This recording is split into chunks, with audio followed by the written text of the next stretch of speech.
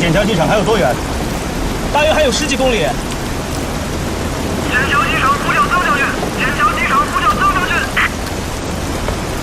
我是曾可达，报告情况，报告曾将军，笕桥机场有一架 C-46运输机，王部绝对禁飞的天后强行起飞，驾机的就是军事法庭要逮捕的飞行1大队大队长老鹰和他的副驾驶。立刻以国防部的名义严令笕桥机场指挥塔全力阻拦，不得起飞。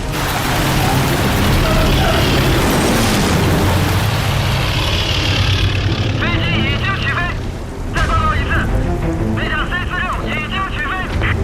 严令笕桥指挥塔，令其立即返航，立刻返航。机场指挥塔回答：天后太复杂，无法指挥返航。立刻通知笕桥机场宪兵3队暂缓押解方毛及其飞行大队，解除方毛手铐，原地待命，原地待命。明白。加速。是。杀人灭口。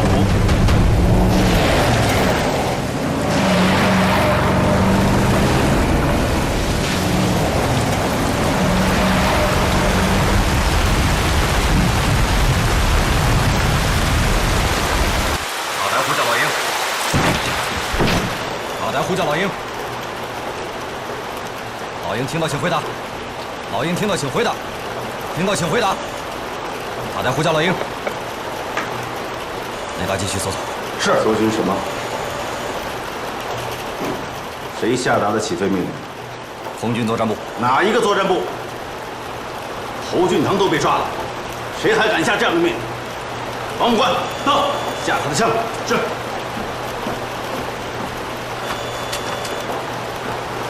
打开机场扩音器。是。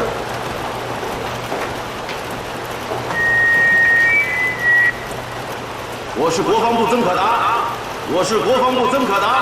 现在下达紧急命令：宪兵1队、2队封锁机场所有跑道，不许任何飞机起飞。宪兵3队把方茂敖押到指挥塔来。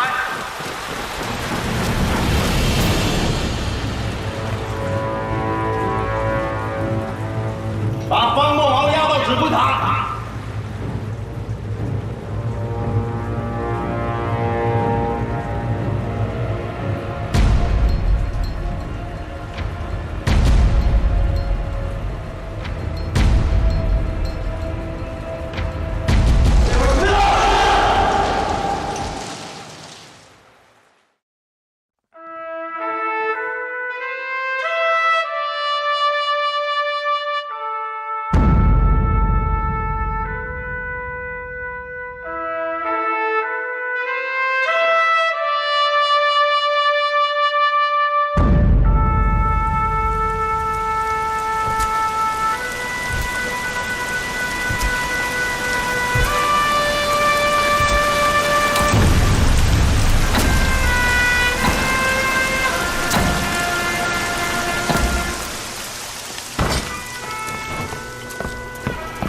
让海把耳机给我。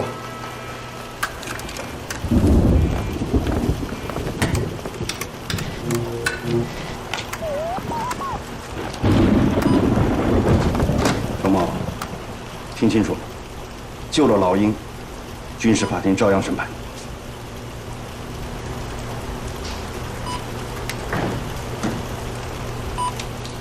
所有空域都搜索了吗？都搜索了，航机消失。西北方向100公里处也搜索了吗？不可能，那是南京禁飞区。南京，借南京卫戍区雷达站搜索南京空域。南京卫戍区雷达站不会接受我们的指令。为什么？为什么？立刻接动卫戍区雷达站，马上！是。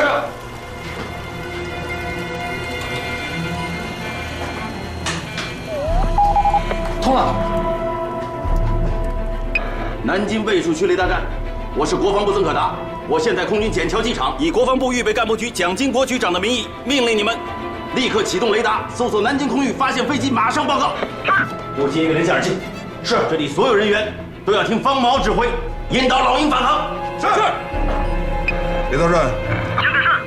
从东南区向西南区呈扇形低空搜索，重点搜索西南方向3两至35度上方空域。是，明白。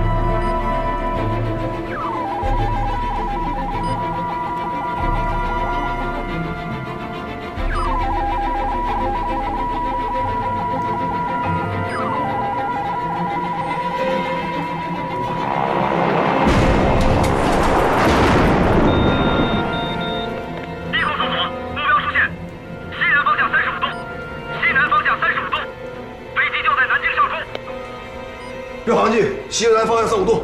雷达站，接通目标信号，听我指挥返航。雷达站明白。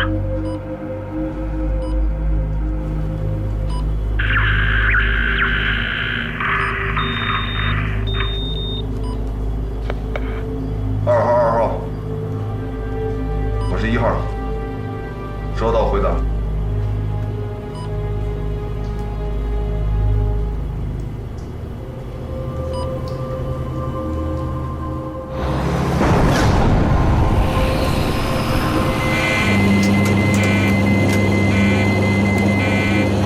老鹰，我是方某敖，你听着。帮你发财的人，利用你发财的人，现在都救不了你。你现在唯一能做的，就是听我指挥你返航。现在把你的飞行和飞机状况报告一下。收到，回答。指挥官，现在塔台是哪个保护站在指挥？老鹰，你给我听着，我是国防部曾可达。现在这里由我指挥。这一次走私倒卖北平民生物资案，你只是从犯，你背后的人现在要杀你灭口。只要你能安全返航，据实指认，天大的事情，蒋经国局长都可以替你解脱。现在你听从方某敖的命令，立刻返航。将军，我明白，我听你的。但是方某敖是共党，我还是国军军人。老鹰，你听着。正因为你是国军军人，更应该听我的命令。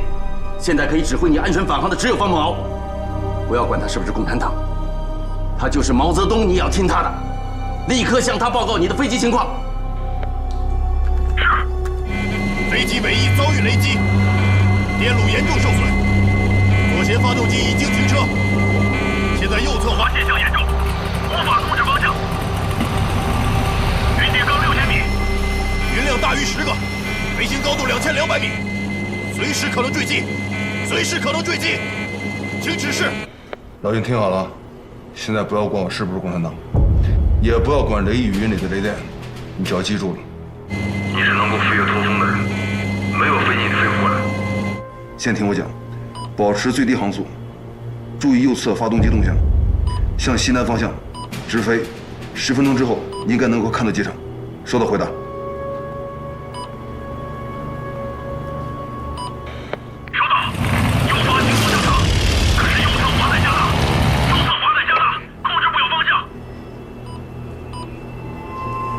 将军，老鹰不能在本机上降落。为什么？左发动机停车，右侧滑，飞机在降落的时候很容易偏离跑道，撞毁机库。机库里面可是有3架 C-46的。曾将军，我们虽然混，但我们都是党国的人，而方孟敖可是有共党嫌疑，他是想毁了这几架 C-46。方某敖，他说的话你听见没有？老鹰，蹬出右舵，同时向右压住操纵杆，右侧滑情况是否减轻？方某敖，回答我，老鹰能不能正常降落？我不能保证，但他必须在这儿降落。如果他掉到南京市区，你曾将军不可能在军事法庭审我了。报告，右侧滑状态减弱，右侧滑状态减弱。现在报告你的飞行速度。现在是最小机动速度。保持现在速度，将下滑角调整为30度。收到，回答。收到，保持速度。下滑角已经调到了30度。老鹰，看到机场之后马上报告。明白，明白。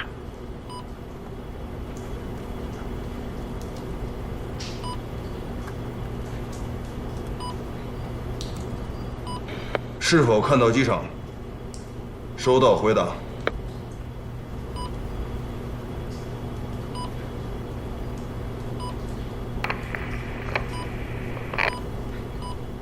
看见机场了，看见机场了。着陆方向由南向北，对准跑道，在500米处放下起落架。听到，回答。听到了，飞行高度500米，放下起落架。打开襟翼，准备着陆。收到。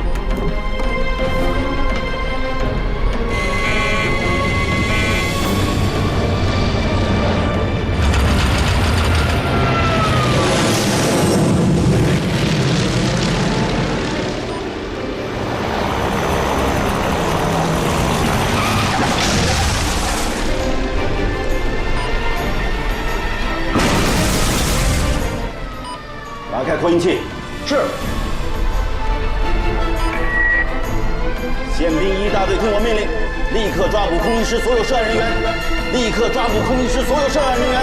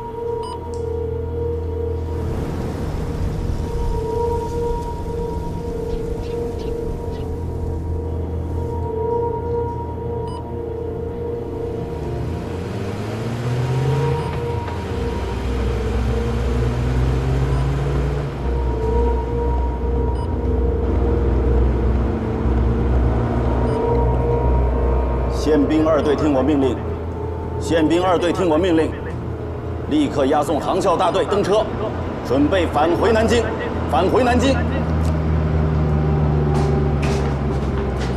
方大队长，请慢。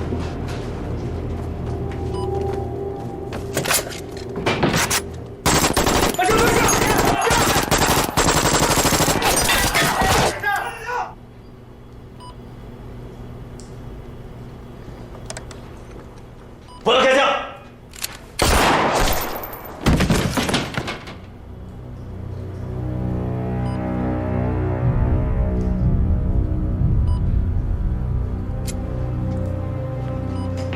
你混账！说了不要开枪，为什么开枪？是我必须保护长官的安全。他敢杀我吗？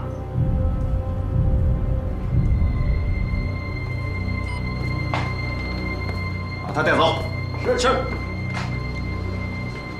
好好和你们长官学一下吧，他枪里的子弹早就打完了。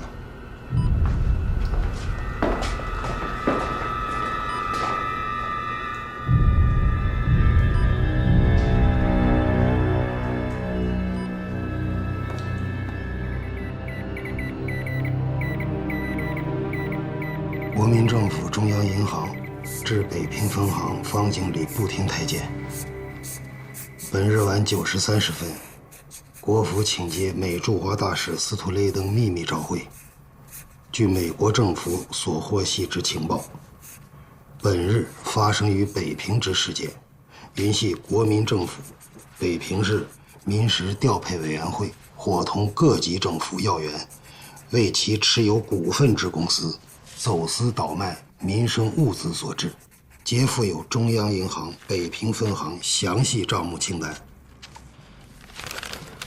声言，国民政府若不查明回复美国，美国将重新审议并终止一切援华法案。美方何以如此迅速得此匪夷所思之情报？局势将因此发生何等重大之恶果？央行总部何以回复国府？国府又何以回复美国照会？方经理步听当有以教示。央行无为护电，完了。共产党，美国人的情报是我们北平分行的人有意透露出去的。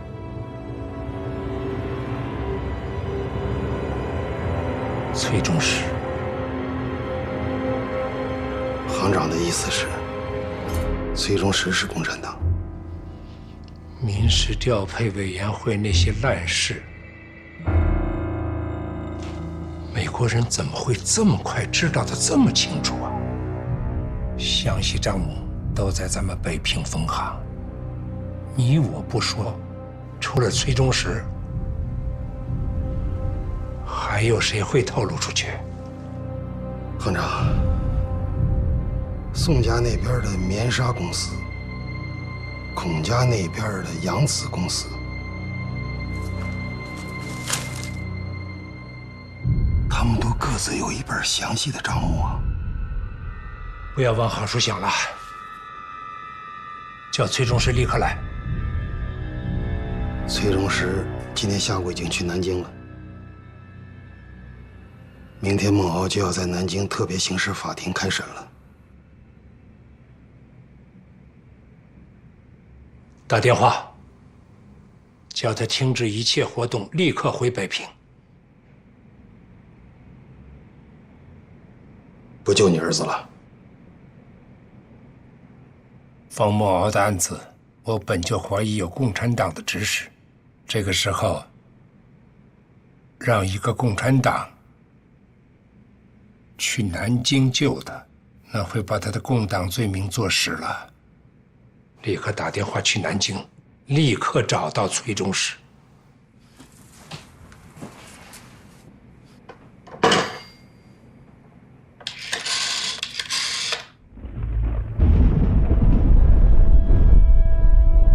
7月6日夜，国民党北平警备总司令部调集军警，继续抓捕进步学生。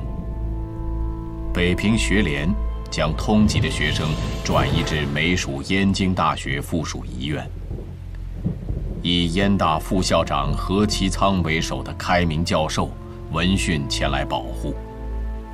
一边是代表政府的国家机器，一边是代表民意的国家脸面。一旦发生冲突，国家机器便会踏着国家的脸面碾过去。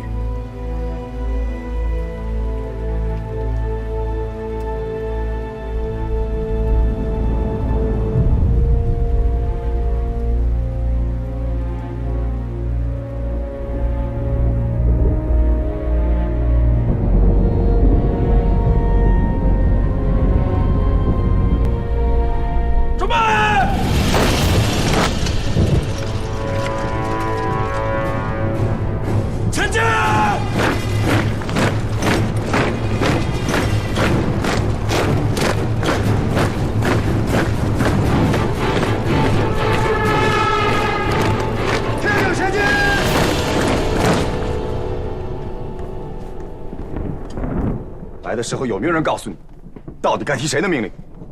有命令，天亮之前必须完成抓捕。方副局长，你们警察局不用执行军令，可我们是中央军，必须执行军令。好，那我就以军令管你。宪兵排长，到，看住他，违抗统一行动，立刻逮捕。是。现在，我以北平警备总司令部的身份，命令你们统一行动。听口令，向后转，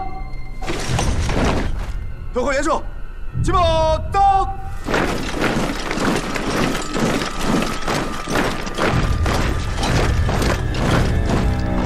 坐，都坐下。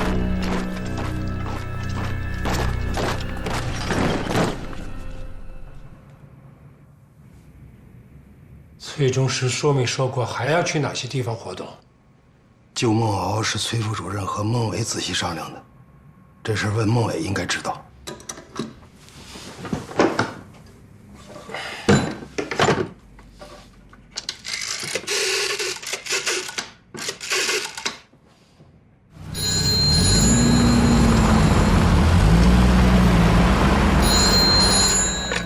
找谁？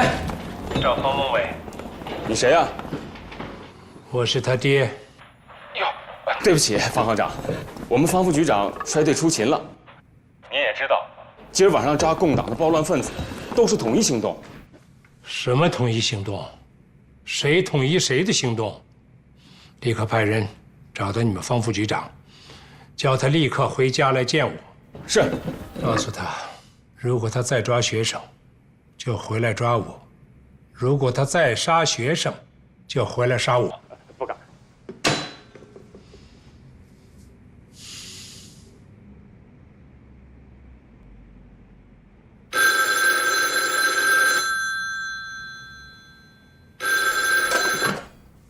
孟伟吗？不错，我就是你的儿子。哦，齐桑兄，你不要着急，慢慢说。我现在正带着警察和军队到医院来抓受伤的学生呢。请问，我今晚还要抓多少人？哎呀，齐桑兄，你现在在哪里啊？我是燕大的副校长，我还能在哪儿？严大附属医院。坐上你的轿车，20分钟内给我赶过来。好，我一定尽快赶到。立即电赴央行总部。我北平分行没有给任何走私倒卖物资走账，愿意接受任何调查。南京方面继续打电话，务必找到崔中石，让他立刻回北平。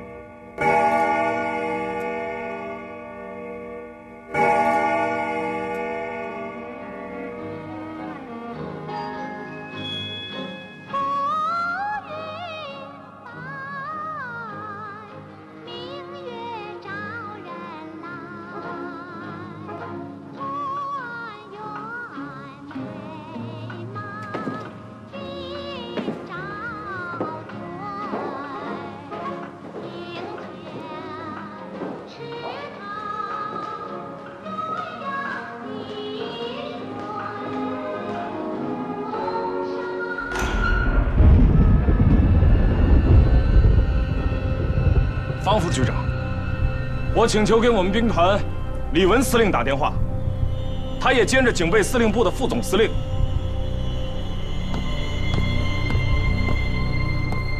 打电话？我告诉你，坐在中间那个何副校长，随时都能给司徒连德大师打电话。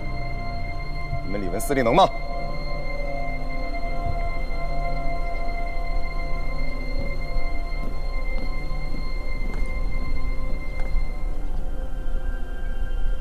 归队。是。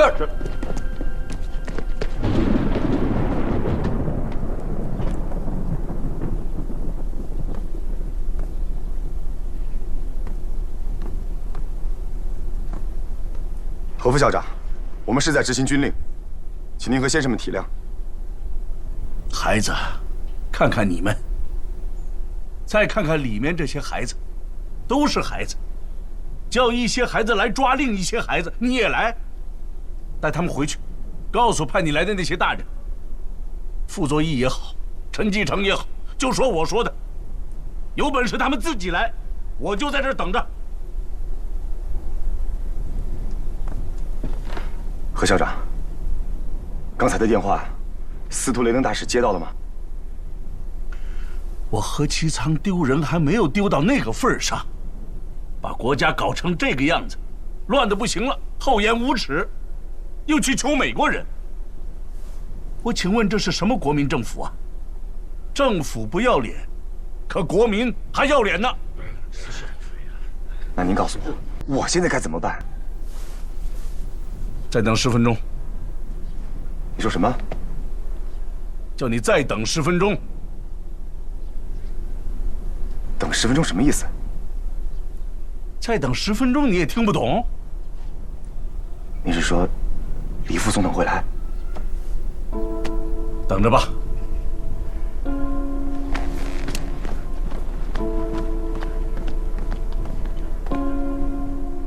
再等10分钟，等新的命令。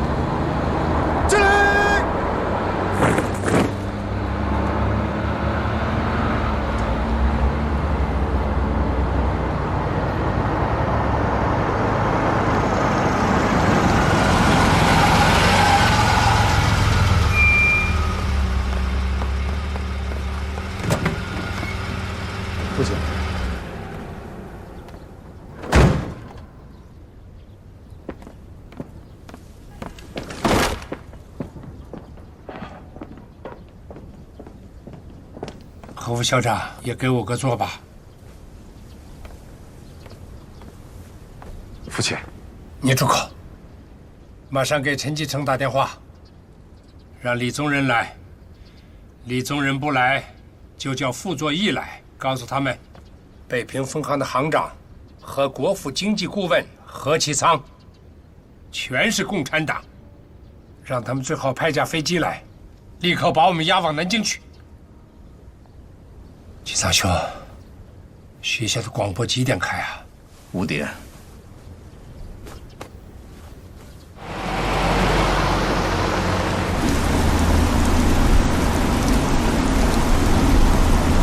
昨天打了你，对不起，开慢点吧。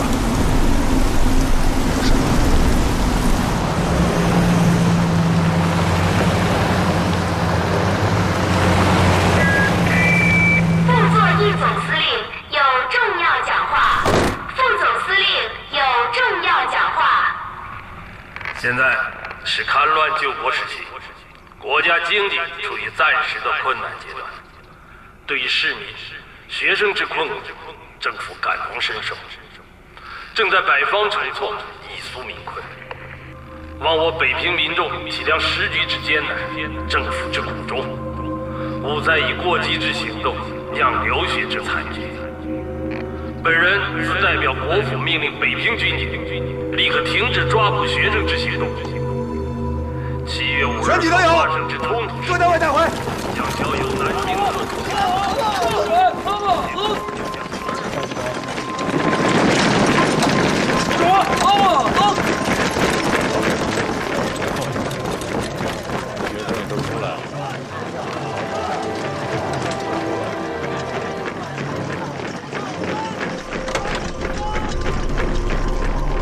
你去请假，立刻回来见我。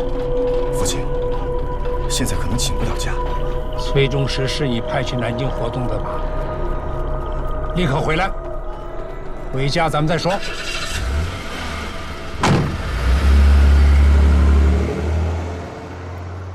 经国防部预备干部局局长蒋经国紧急提议，国民党南京特种刑事法庭今天开庭审判空军作战部参谋林大为通共间谍案、笕桥航校方梦敖飞行大队通共嫌疑案和空军作战部副部长侯俊堂参与北平民生物资走私案，3案并审，既杀共产党，也杀国民党，借以实现一手坚决反共、一手坚决反腐的战略决策。可就在开庭前，甲级走私的重要人犯突然被杀灭口，杀他的人也同归于尽。作为蒋经国亲自委派的办案人，曾可达深感失职。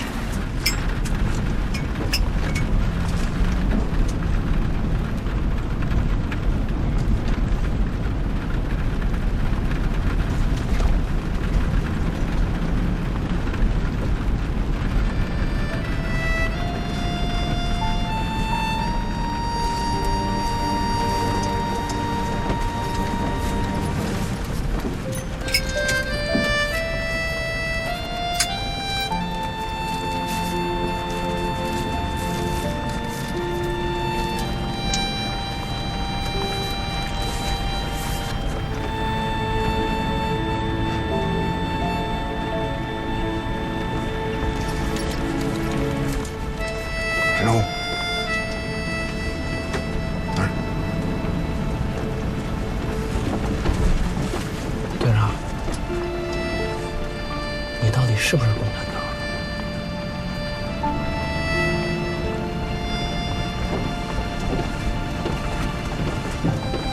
扯淡！我说是，也得共产党愿意；我说不是，也得曾可达他们相信。都给我听好了啊！不轰炸开封是我下的命令，杀头、坐牢。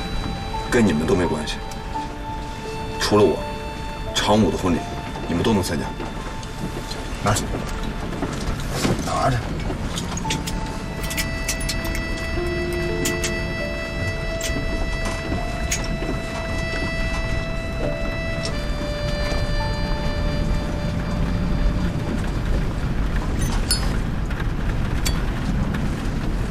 陈长武唱首歌，就当是提前参加他婚礼。来，捧上，捧上，把大局都点。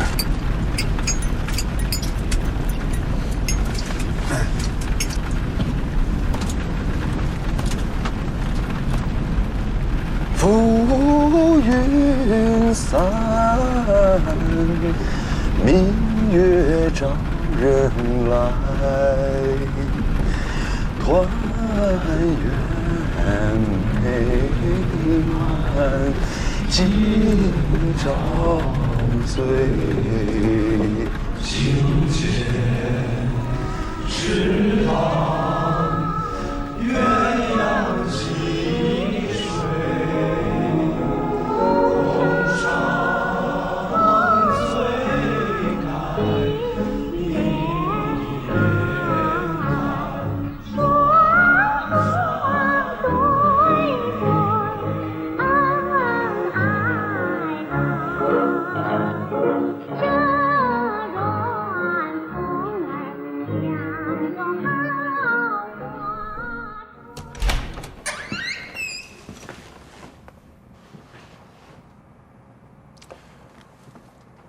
你对傅作义今天早晨的讲话有何理解？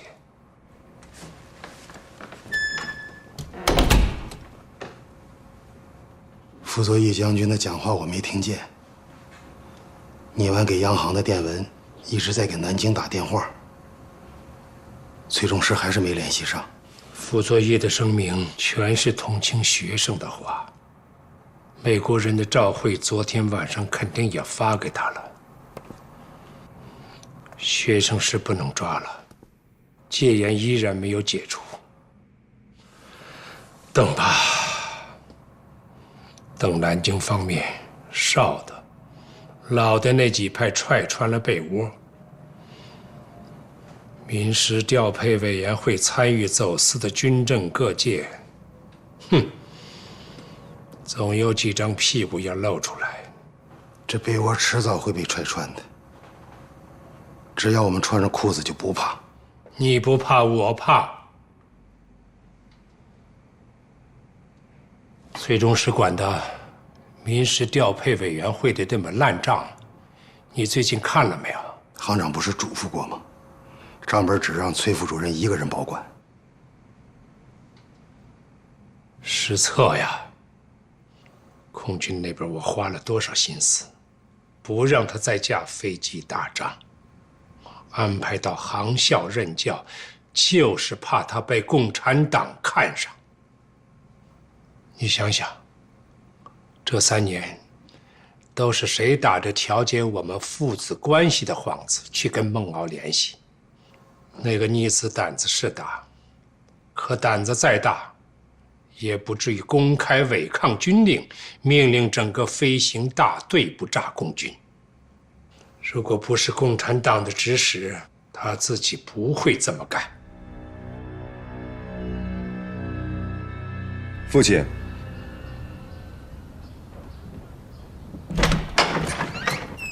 姑父，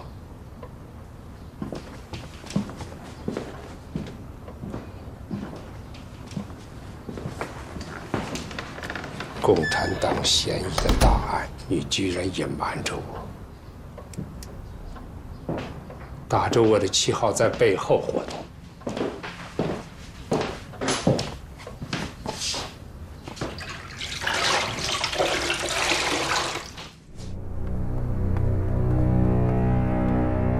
国民党党员通讯局，原名中国国民党中央执行委员会调查统计局，简称中统。系国民党中央党部领导人陈果夫、陈立夫直接控制的全国性特务机构。崔中实所来活动的全国党员联络处，原名政治处，则是党通局核心要害部门。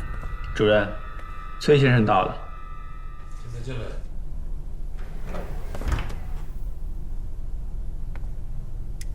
这个不犯纪律，文化人的事儿。孙秘书该不会见外了？也是犯纪律。好意我心领了，不用太客气。难得。我一定跟你们主任说，感谢他培养了这么好的人才。谢经理，请。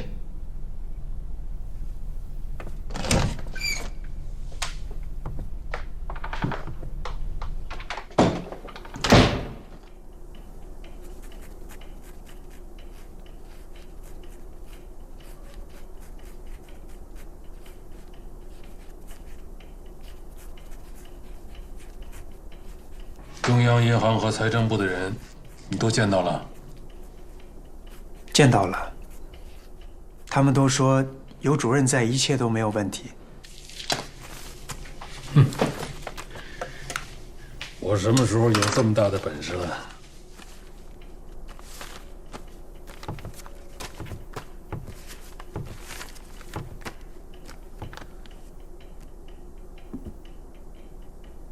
小崔啊，我这句话呢，要分2层意思跟你讲。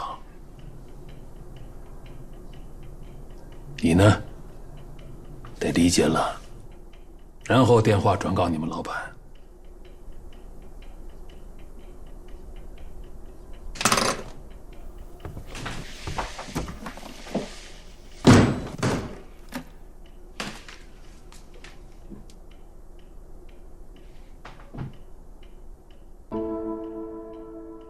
这里面装的什么？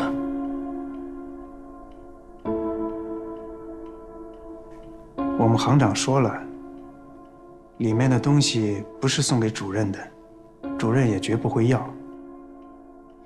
可为救我们大少爷，主任调了那么多人帮忙出力做调查，局里又没有这笔经费，出勤的车马费，我们总该出的。你还是没有告诉我呀？里面装的是什么？为了稳妥，昨天我到南京花旗银行现提的，也就10万。今天上海交易所的比价，1元兑换法币1200万。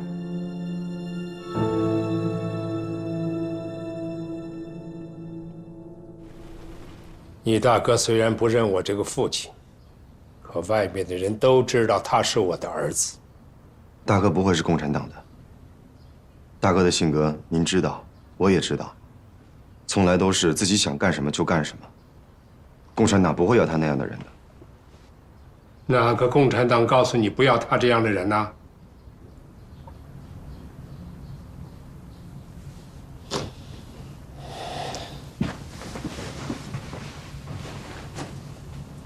既然您过问了，儿子就全告诉您了。南京那边托的是中统的徐主任，沈大哥的案子，中统那边就是徐主任负责。他已经把大哥最近这些年所有的情况都调查了一遍，没有任何通共嫌疑。崔中实几次去南京救你大哥，是你主动托的他，还是他主动找的你给你出主意？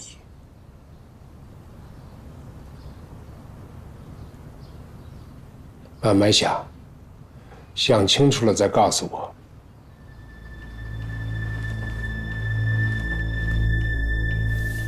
如果是在今天以前啊，这箱东西啊，我一定会替弟兄们收下。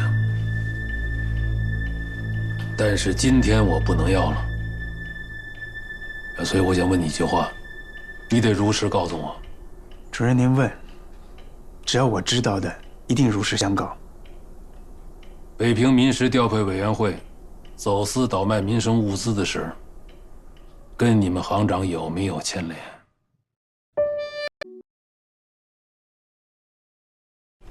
你得如实告诉我。主任您问，只要我知道的，一定如实相告。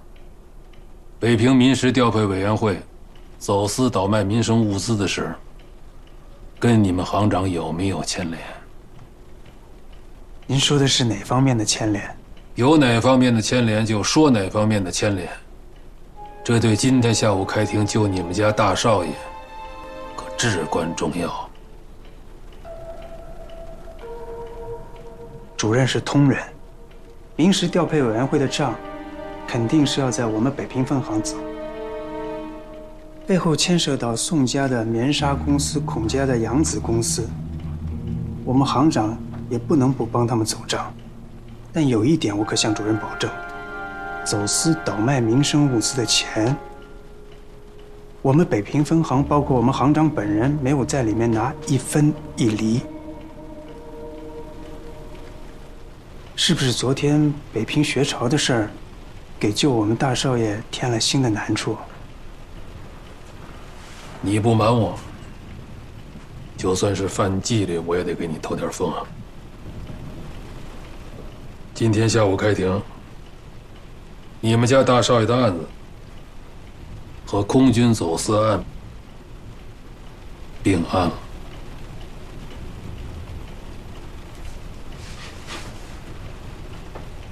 北平民事调配委员会的那些人太不像话，前方那么吃紧，他们还敢在后方这么紧吃，将作战的飞机调去走私民生物资。哼！昨天北平这么一闹，连美国都发照会了。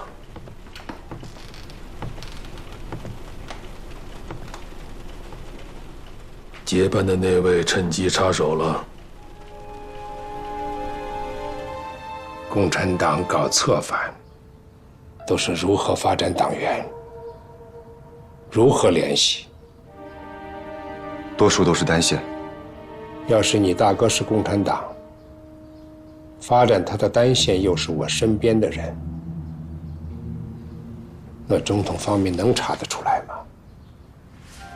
爹，你怀疑崔副主任是共产党？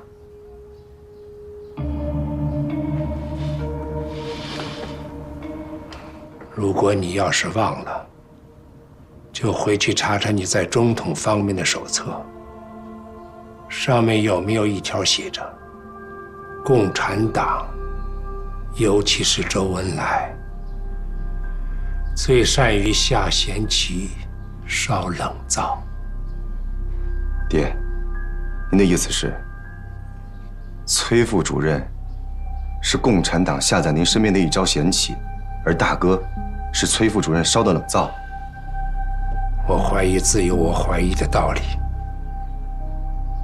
现在是宁可信其有，不能信其无。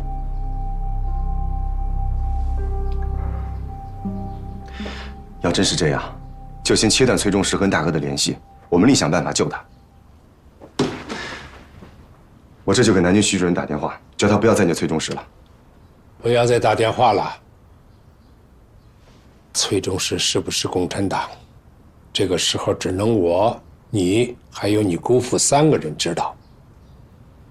任何一个人知道，都会成为要挟我们的把柄。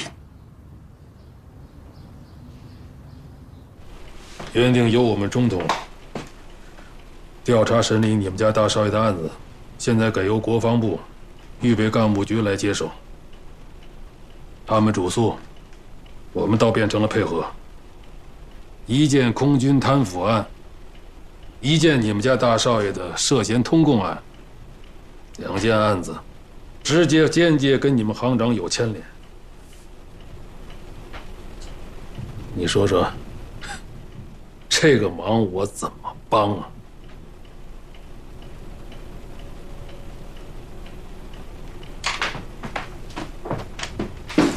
主任，来，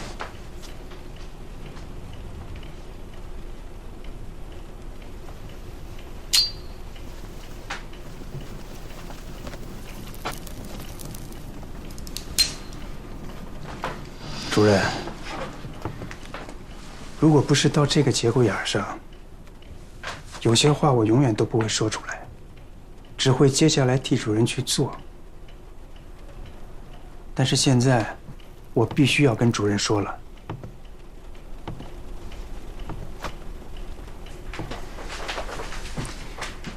主任知不知道，空军作战部的那个胡俊堂，在民时调配委员会挂钩的几家公司里面，有多少股份？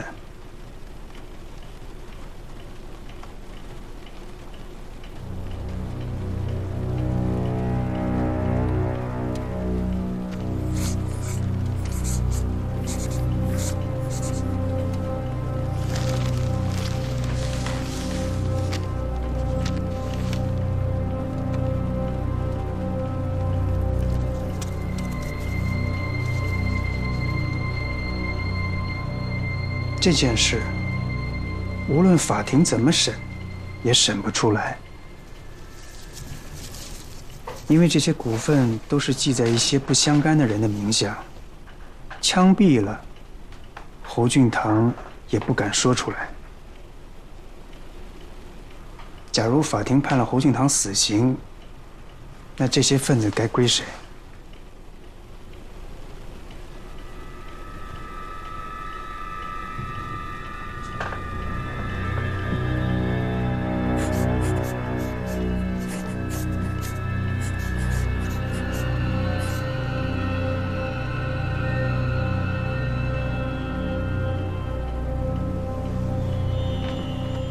我们行长为的是自己的儿子。主任，您干了半辈子，也应该为子女们去想一想了。您的家眷已经去了台北，听说尊夫人带着4个孩子，还住着2间民房。往后总要给他们一个住处，还有4个孩子，总不能辍学吧？他们那些人捞的钱，可是子孙5辈子都花不完呐。主任信得过我和我们行长，就当我刚才说的话从来没有听到过。事情我们去做，2个字，稳妥。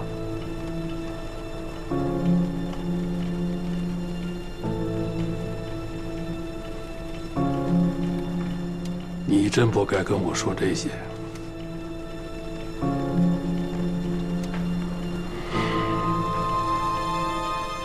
如果下午开庭，侯俊堂被判了死刑，我倒真变成无私也有私了。就算是杀了侯俊堂，也未必能救得出你们家大少爷。单就一条战场违抗军令这个罪名，铁血救国会的那个曾可达不会放过他。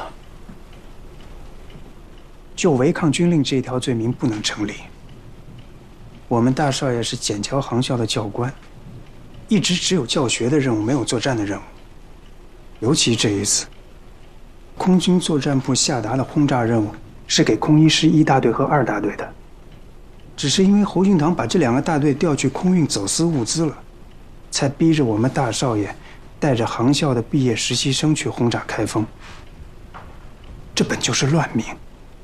主任只要抓住这一条，我们大少爷违抗军令的罪名便自然不能成立。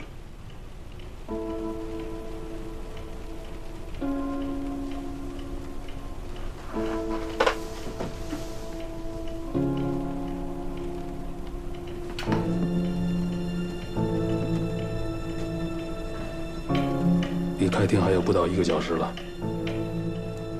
曾可达从杭州带的人也该到了。我要准备出庭了，一切拜托主任。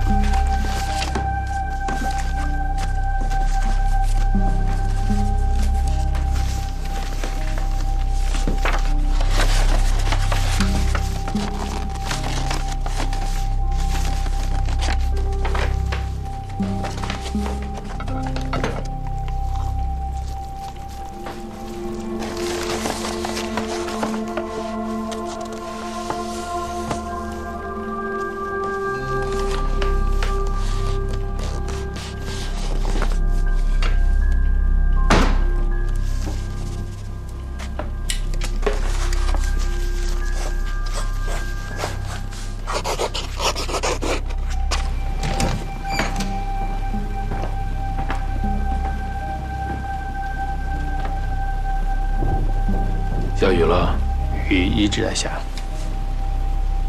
鬼天气。去法庭。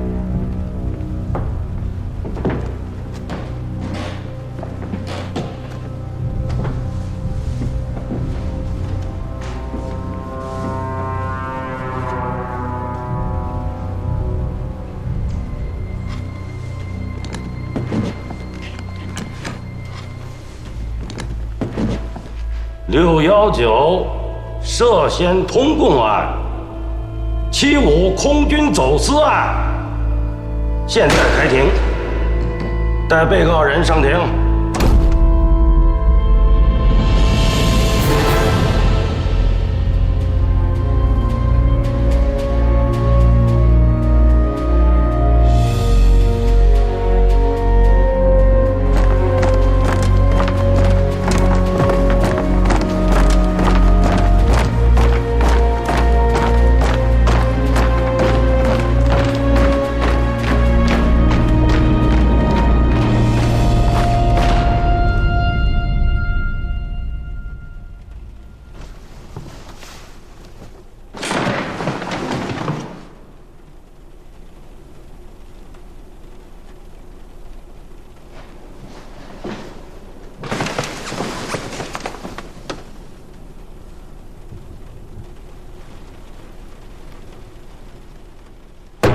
徐主任，你的当事人如此藐视法庭，你作为辩护人对此有何辩护？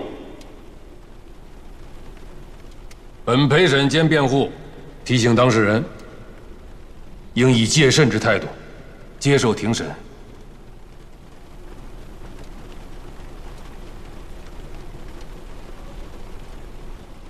被告人，本庭将依照一切法律程序对你进行审理，请尊重法庭。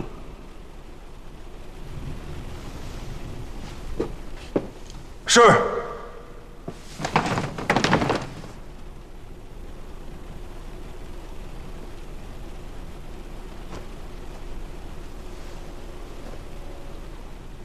带被告人林大为、侯俊堂上庭。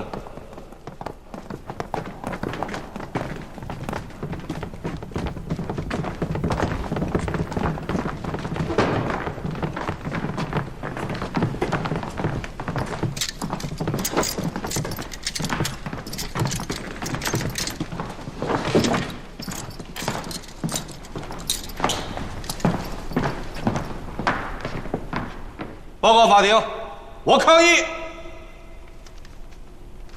可以陈述。本人是国军现任中将，空军作战部副部长，国防部预备干部局指控我走私一案，毫无证据，纯属诬陷。今天将我和共党同堂审讯，这不只是对我本人，也是对党国的侮辱。我本人强烈抗议。公诉官回答被告人的陈述。好。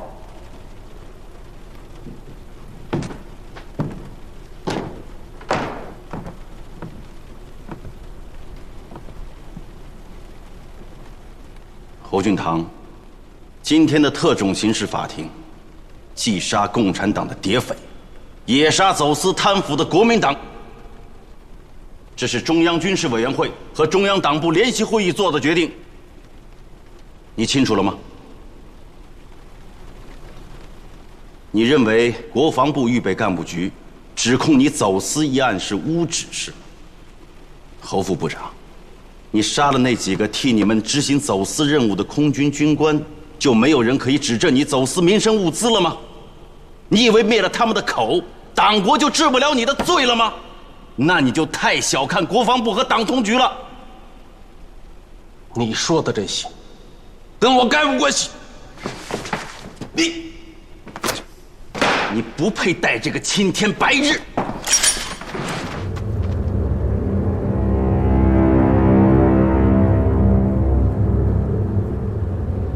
你现在回答我，以作战部的名义撕掉国军飞机走私民生物资，致使昨天北平发生大规模学潮，这与你无关吗？619，空军作战部的规定是，由空一师1大队、2大队轰炸开封，是谁擅改命令，命航校的共产党不轰炸开封，致使开封战役失利，这也与你无关吗？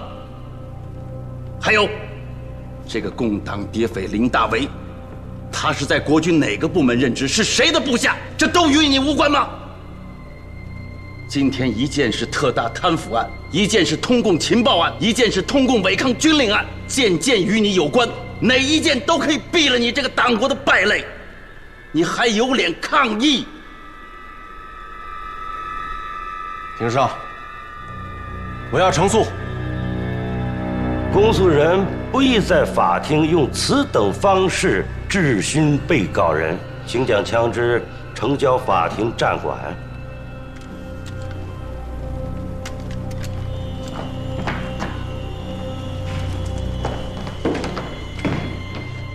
准许被告陈述。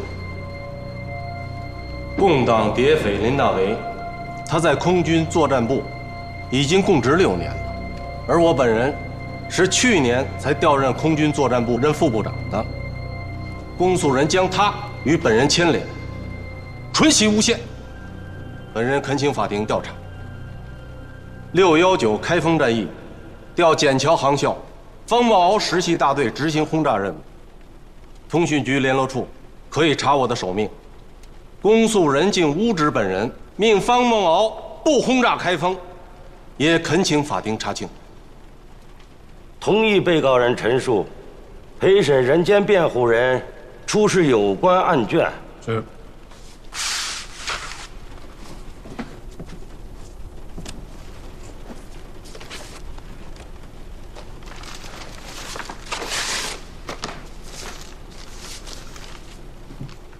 查。国军空军作战部作战参谋林大为，自民国27年，隐瞒其共党身份，报考国军空军航校，毕业以后在国军服役1年。民国31年，由国防部保送美国深造，民国32年回国，后混入空军作战部，任作战参谋。自民国35年，国共交战，该犯利用作战部作战参谋之特殊的身份，23次向共党延安、东北共军、华东共军发送国军秘密情报。该期间，林犯大为均系个人作案，当与作战部副部长侯俊堂无关。反对。庭上，徐主任刚才说此案当与作战部副部长侯俊堂无关，这个“当”字显系推测。本公诉人要求调查方向法庭做明确表述。反对有效，调查方应做明确表述。本人实在是再没有更明确的表述了。经过详细的调查，并没有证据表明侯俊堂知道林大为系共党匪谍。如果因为林大为系侯俊堂所管之下级，便认定他有包容共党匪谍罪名，那空军作战部6年以来历届正副部长皆应起诉。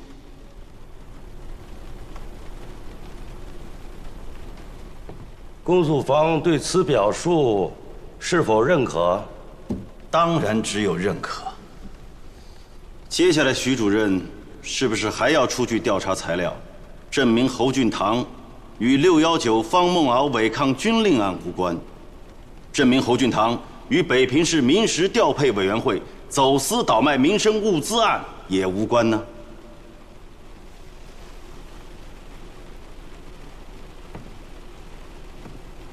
庭上，为了使本陪审兼辩护人所出具材料之公正可信，本人申请先出具一份与本人更与本案至关重要的证据。同意，可以出示证据。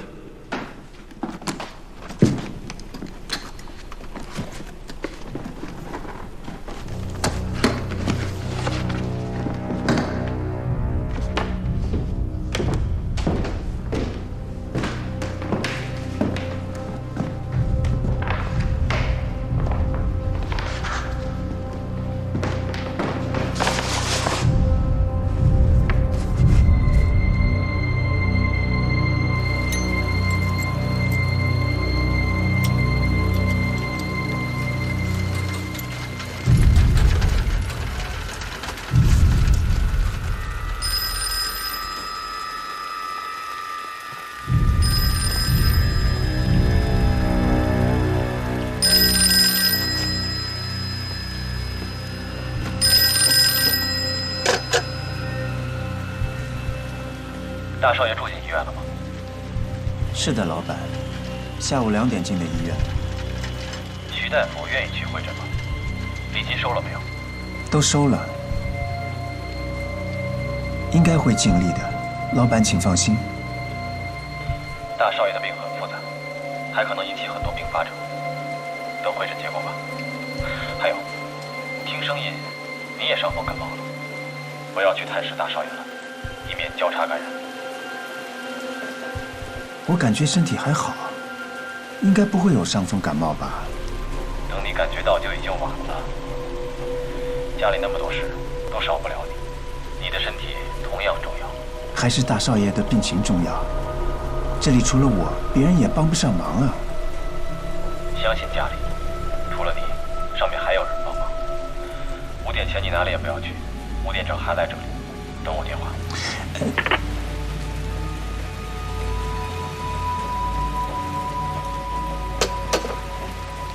我抗议！这是这头这尾的诬陷，是他们勾结好了对国军空军的诬陷。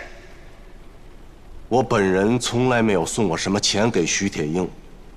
徐铁英，方家到底给了你多少好处？为了给方某开罪，你竟这样的害我！庭上，侯俊堂。你刚才说徐主任陈塘出具的10万汇金，是他们勾结好了对你的诬陷。你能不能说清楚，这个他们指的是谁？为什么他们要勾结诬陷你？方茂敖是共党，谁能在这个时候拿出10万美金给徐主任来栽我的赃？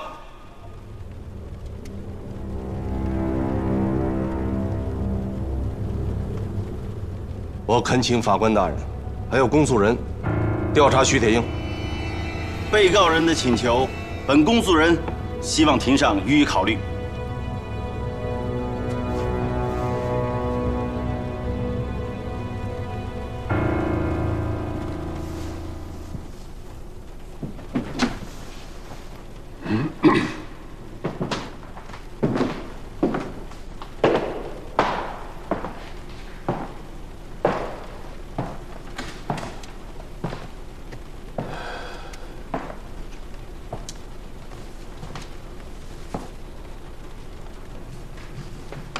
你是黄埔4期的老人了，啊？后来又被送到德国空军深造。总统党国对你的栽培不为不深吧？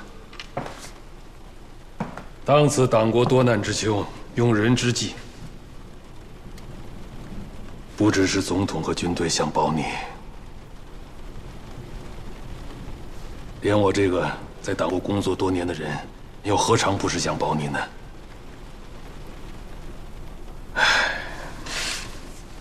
是你自己，你自己走得太远了，为了钱，为了你的1大3小的几个女人，还有那些女人替你所生的那一大群儿子女儿，你居然连自己是21年党龄的国民党党员，你都忘得一干二净。我在党部工作多年，我有个问题想问你。党字怎么写？你不用回答我，告诉你，党字的底下是个黑字，可党的头上还有3把刀。谁要敢黑，那3把刀就绝不会饶你。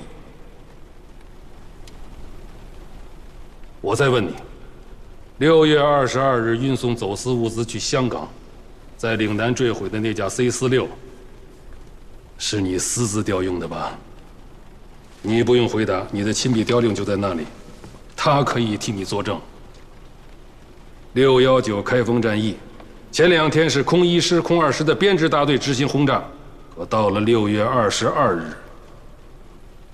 原定执行轰炸任务的空1师1大队、2大队，又被你调去干什么去了？2大队的队长坠机死了，1大队的队长今天早晨被人杀人灭口了。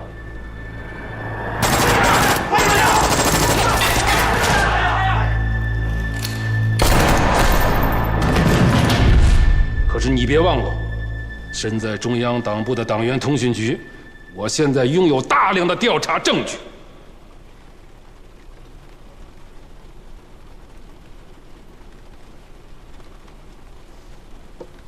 我知道公诉人想问什么，我现在就可以回答侯俊堂所说10万美金诬陷的问题。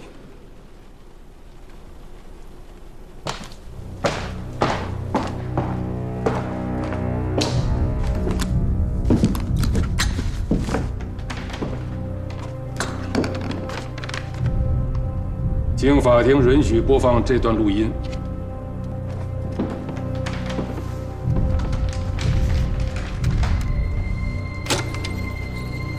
国防部预备干部局那些新进，这次是要向我们这些老人开刀了，把我们这些老的都赶尽杀绝了，他们也好接班嘛。这点东西不是给徐主任的，徐主任也绝不会要。那么多弟兄为我们办案，局里也没有这笔经费开支，就算空军方面给弟兄们的一点出勤费和车马费吧。侯部长还是没有告诉我，这里边装的是什么东西。法币今天的币值已经是1200万比1了，这些都是花旗银行现提的，一次也就只能提10万。哪些地方还需要打点？案子办好以后，兄弟一定想办法再补上。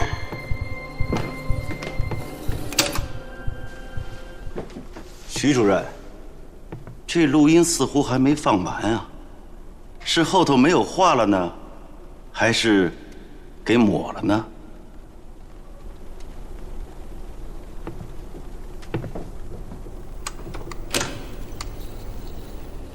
要说缺钱，谁都缺钱。要说困难，党国现在最困难。有这些钱，真的应该用在前方与共军打仗上去。侯部长真觉得自己以前错了，亡羊补牢，犹未未晚。国军打仗要花钱，中央党部那么重大的工作也要花钱。我侯俊堂也是21年党龄的国民党员了，这10万美金。就算我交的党费，这总行吧？侯部长就不怕我把你这个党费真的交到中央党部去？徐主任交到哪儿去？侯某人都认了。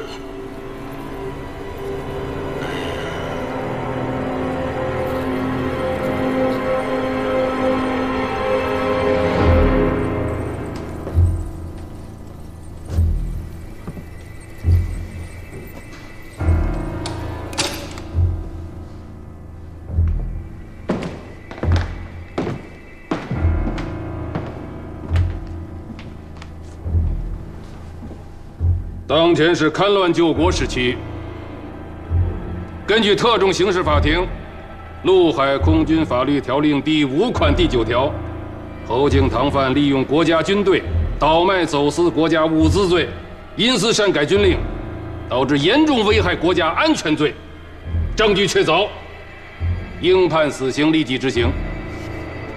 林大为犯敌军间谍罪，严重危害国家安全罪，证据确凿，应判死刑，立即执行。请法庭依法判决。反对。陪审员好像是忘了，你还是他们的辩护人。按照法庭程序，你就一句也不为他们辩护吗？根据特种刑事法庭辩护人条例，罪犯涉嫌国家安全罪名成立，辩护人可以放弃辩护权。庭上，本人申请放弃辩护权。辩护人可以放弃辩护权。那空军笕桥航校方梦敖及其飞行大队违抗军令涉嫌通共案，徐主任，你是否也要放弃辩护权？庭上，本人及其实习飞行大队不需要什么辩护人，我做的事，我自己会向法庭说清楚。方梦敖，你背后那么多人下了那么大功夫为你活动，你就一点都不领他们的情吗？反对。公诉人的言辞已涉嫌污蔑，请法庭责令公诉人明确表述。公诉人刚才所说有无证据？杀了侯俊堂，尤其是杀了林大为，证据自然就没了。公诉人，你的意思是不是说侯俊堂、林大为、方梦敖违抗军令，涉嫌通共，有证据链接？回庭上，今天是3案并案审判，这是中央军事委员会和中央党部联席会议昨天晚上做的决定。作为党部的代表，徐主任好像是忘记了这一点。方梦敖及其飞行大队违抗军令涉嫌通共案尚未进入法庭审理程序，为什么就急着要求法庭将侯俊堂、林大为2案结审？方梦敖率领飞行大队违抗军令涉嫌通共不轰炸开封，既不是侯俊堂下的指令，那么是谁下的指令？除了共产党，还有谁会下这样的指令？徐主任，空军作战部直接负责传达指令的，就是共党谍匪林大为。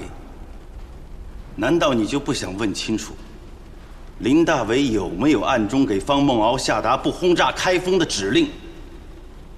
公诉人的提问，陪审方兼辩护方应作出正面回答。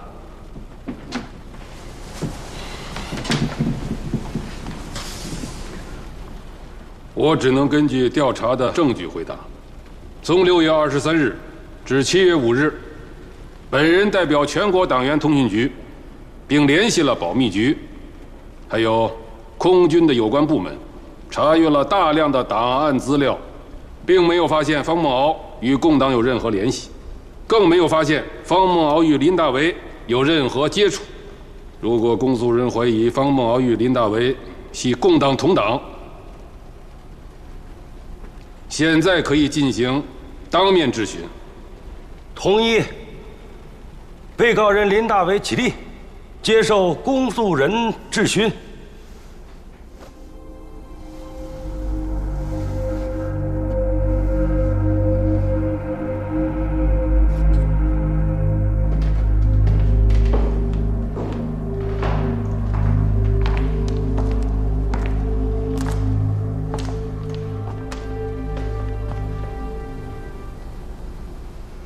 谈主义，各为其主，我理解你。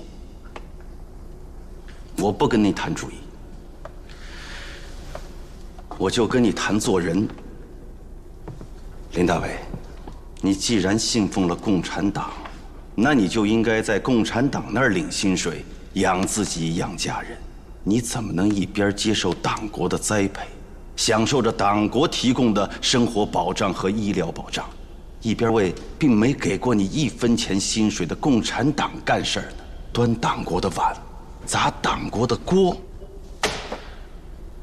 林大为，这样做人，你的内心就从来没有感到愧疚过吗？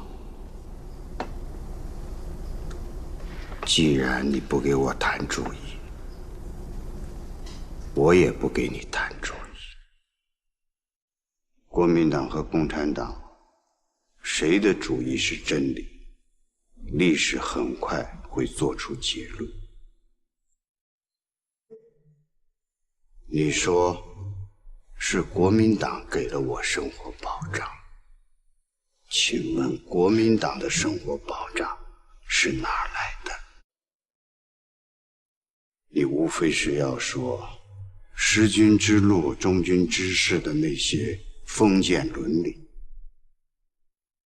不要忘记，中国最后一个封建王朝在辛亥革命时就被推翻。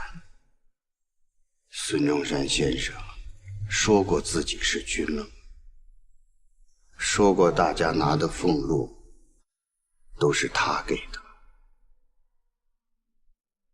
你的问题我现在就回答你，你们包括你们的蒋总统的俸禄都是人民给的。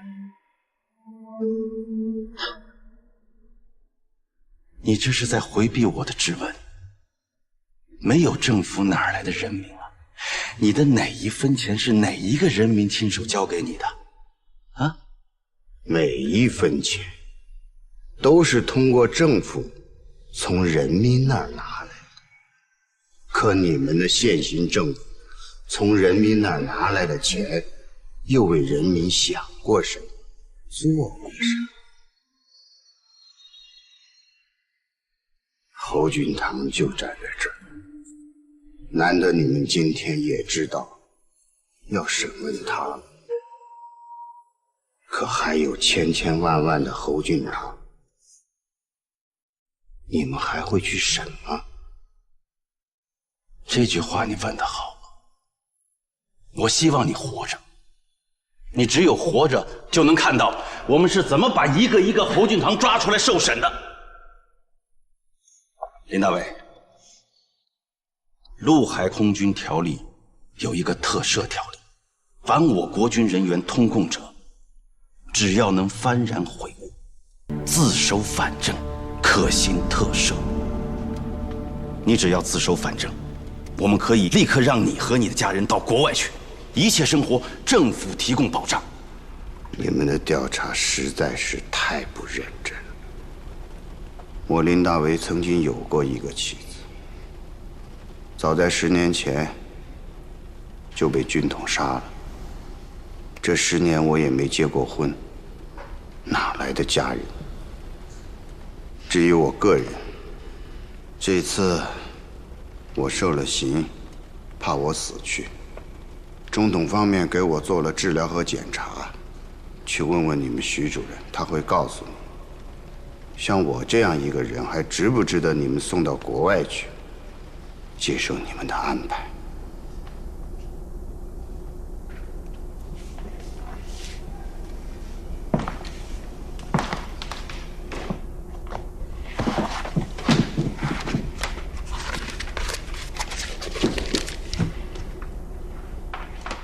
根据7月2日空军第1医院之病理诊断，林范大为患有多种疾病。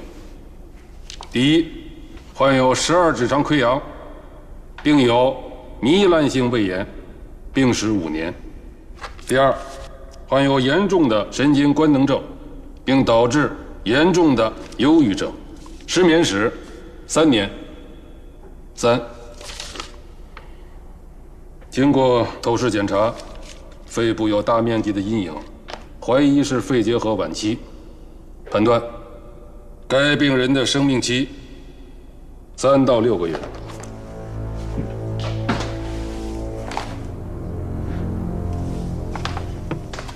因此，你连共党地下工作条例都全然不顾，直接使用空军作战部的电台向华野共军发送秘密情报。临死你还拉上这个被你们发展的无知党员方梦敖，公然违抗军令，不向共军投放1颗炸弹，坐视国军大批伤亡。回答我，是不是？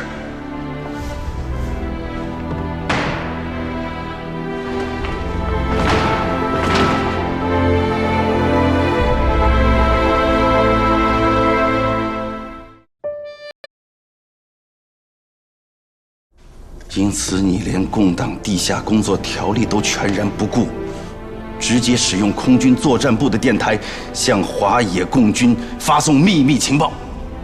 临死你还拉上这个被你们发展的无知党员方梦敖，公然违抗军令，不向共军投放1颗炸弹，坐视国军大批伤亡。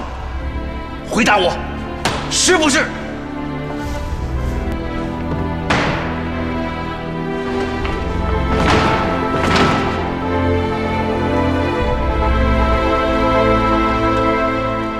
好，方梦敖，敢做敢当，有什么就承认什么，说吧。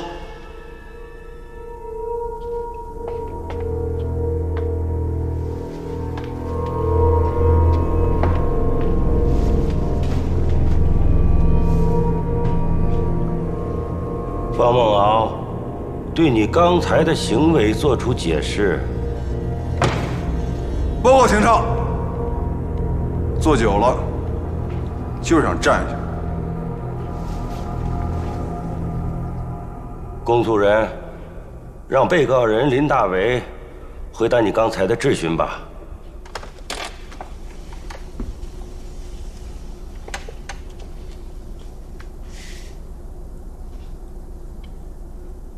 我之前说过，自己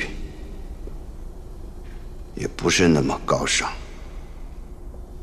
一，自知生命不长，因此铤而走险，违背了我党的地下工作的保密规定，公开发报，因而暴露。这2天我也在想，如果我还能好好活着，还会去冒这个险吗？未必。由此可见，我也是个有私心的人。2，我就是再有私心，也绝不会因为自己生命不长了，还拉着别人一块儿去死。无论是自己的同志，还是空军作战部共过事的那些人。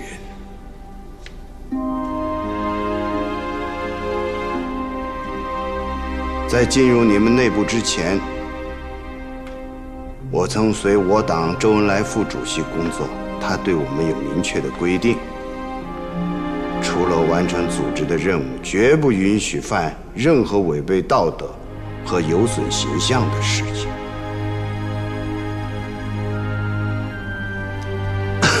这一条是顺便回答你关于我党和我个人做人的问题。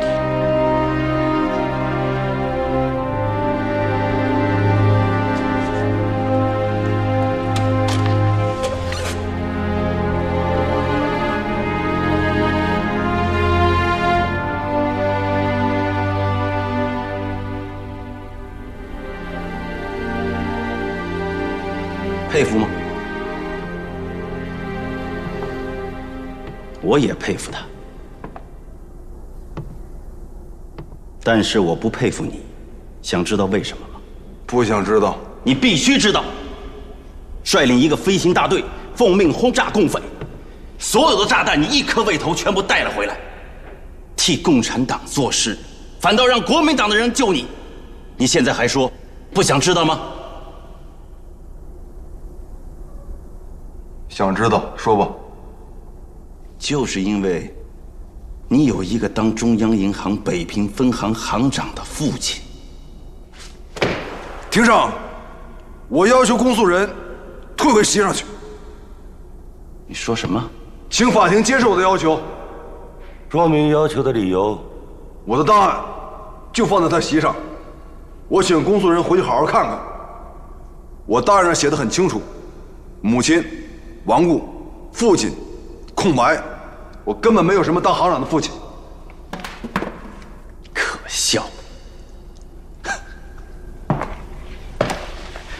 我告诉你，从6月23号到今天，你父亲在北平分行的副手崔忠实4次飞抵南京，中央银行财政部，甚至是调查你这个案子的党通局，他都去了。就在1个小时前，崔副主任还拜见过我们的徐主任。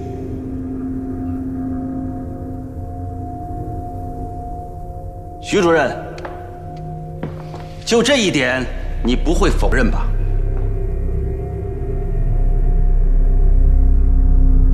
陪审人兼辩护人回答公诉人的问话。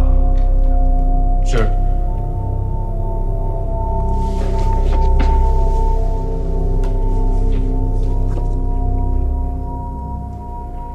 中央银行北平分行金库副主任崔中实，今天中午1点，确实来过我的办公室。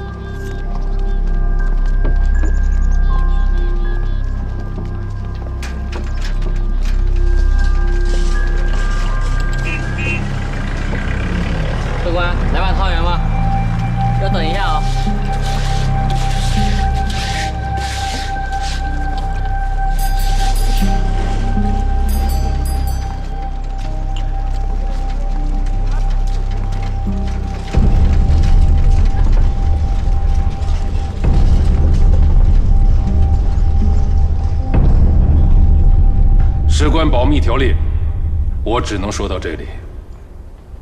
北平昨天发生的事件，本人代表全国党员通讯局，不但今天要传问崔中实，还将继续调查北平民事调配委员会所有的有关人员。崔中实见我和冯梦敖一案毫无关系。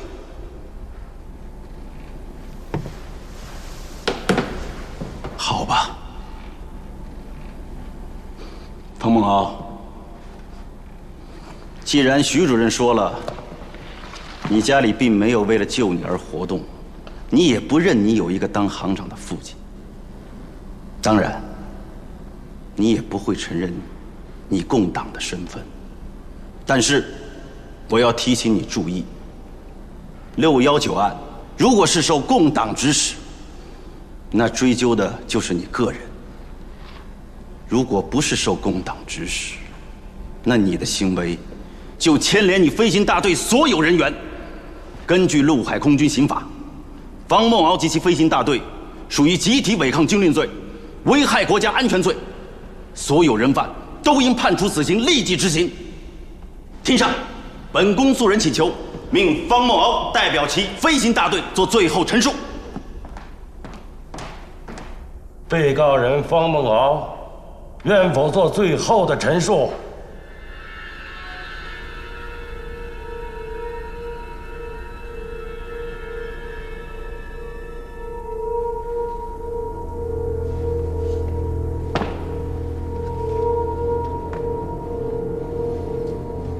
没什么最后陈述，我就是共产党。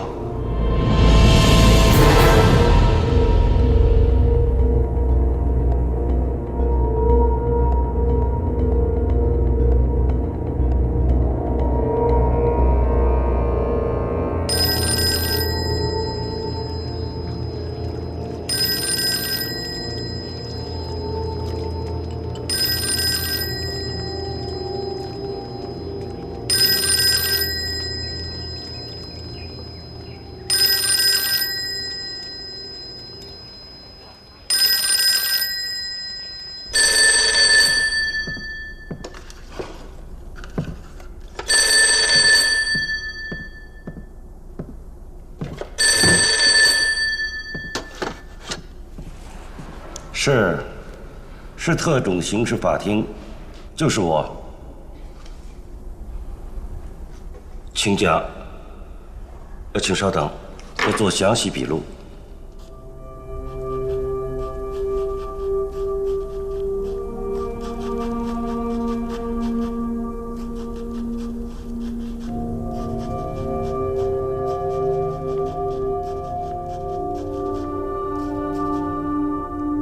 记录完毕。是。加快审讯，今天下午6点前结束审判。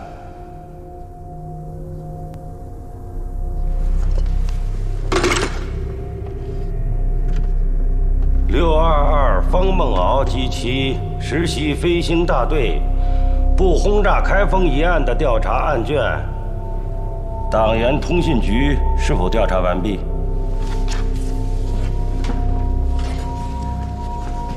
回庭上，已经调查完毕。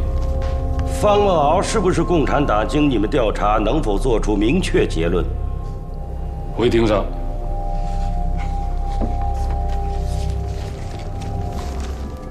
经过详细的调查，方梦敖自民国27年加入国军空军服役，民国35年转入检校航校任教至今，从没有与共产党有过任何接触，完全可以做出明确的结论。反对，反对无效。被告人方梦敖身为国军现役军人，率航校实习飞行大队622轰炸开封共军，为何一弹不投，原路返回？现在做最后的陈述。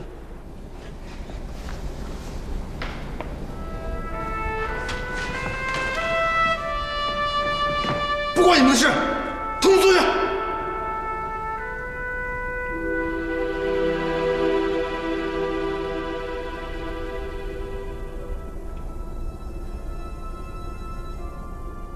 庭上，622不轰炸开封的案子，原来是由国民党党员通讯局审理。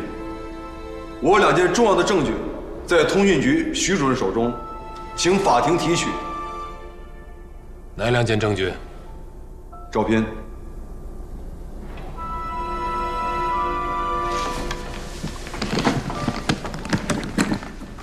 这是6月22日拍摄的航拍照片，请法官、公诉人、陪审人共同验看。同意被告人的请求，陪审人、公诉人共同验看。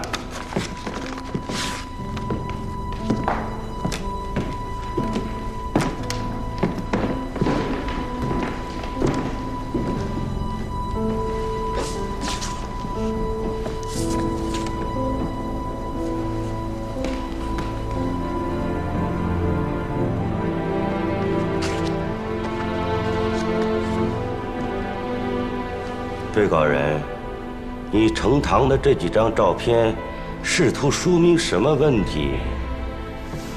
民国27年6月5日，日本侵略军出动飞机23架次，对我开封实施无差别轰炸，炸死炸伤我中国同胞1000余人，开封城百姓房屋毁于弹火，一片焦土，数十万同胞流离失所，无家可归。请法官再看一下照片中的铁塔。那是建于宋仁宗时期的古塔，当日遭日军炸弹轰击62发，塔身中部损毁10余丈。抗战胜利才3年，竟然是我们国军的空军作战指挥部下达了和日本侵略军同样的命令，名曰轰炸共军，实则是联合国都明令禁止的无差别轰炸。我想问一下，是谁下的命令？我们不轰炸自己的百姓，不轰炸自己的城市，反倒成了危害国家安全罪。请问公诉人，陆海空军刑法哪一条能定我们危害国家安全罪？请你现在就回答。被告人第2份证据。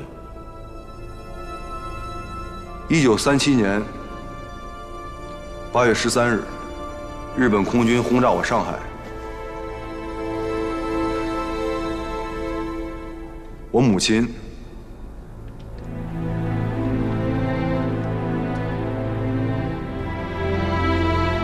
我妹妹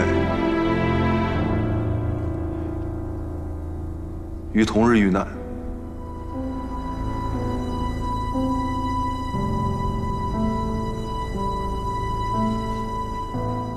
这就是6月22日，我下令大队不轰炸开封的原因。你们可以定我任何罪，但绝对不能判我身后的任何一个飞行员有罪。他们都是中国的儿子，他们不轰炸自己的父老同胞，没有任何罪。陈述完毕。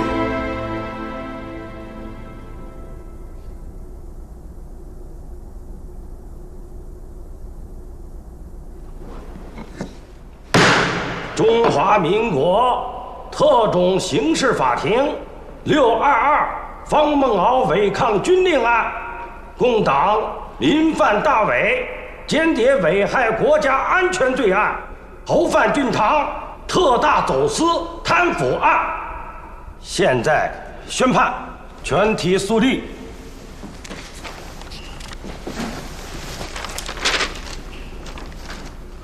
此判决林范大伟死刑，立即执行枪决。此判决侯范俊堂死刑，立即执行枪决。此判决方孟敖及其实习飞行大队即日解除现役军职，集体发交国防部预备干部局另行处置。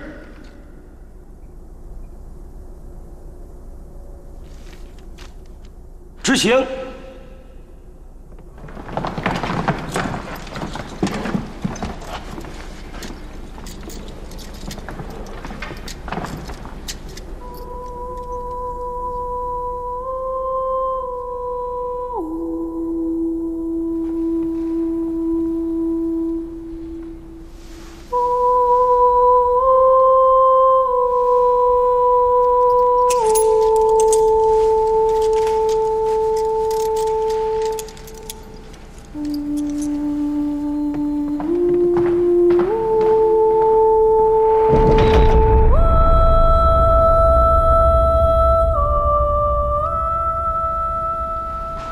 反对！我坚决反对！法庭作出如此判决，险系枉法，我代表国防部坚决反对。让他看看。是。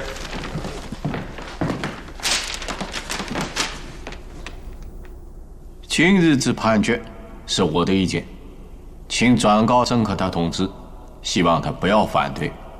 蒋经国。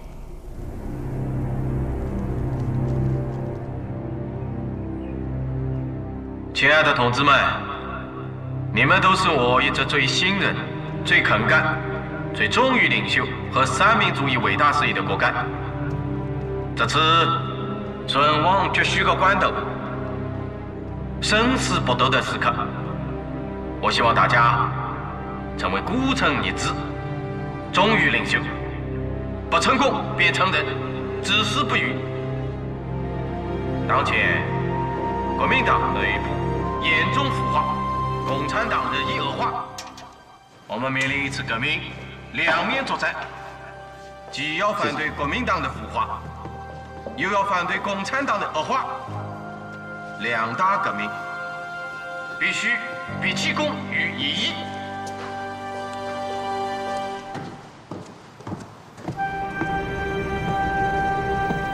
报告剑锋同志，曾可达同志到。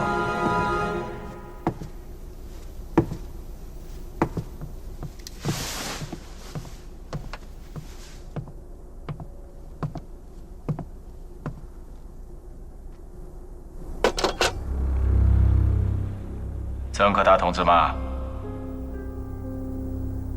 是我，剑锋同志。对方某及其大队的判决不理解吧？我能理解，剑锋同志。是理解要执行，不理解也要执行，还是真正理解了？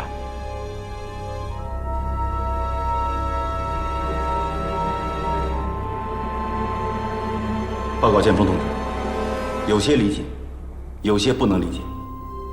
讲讲哪些不理解？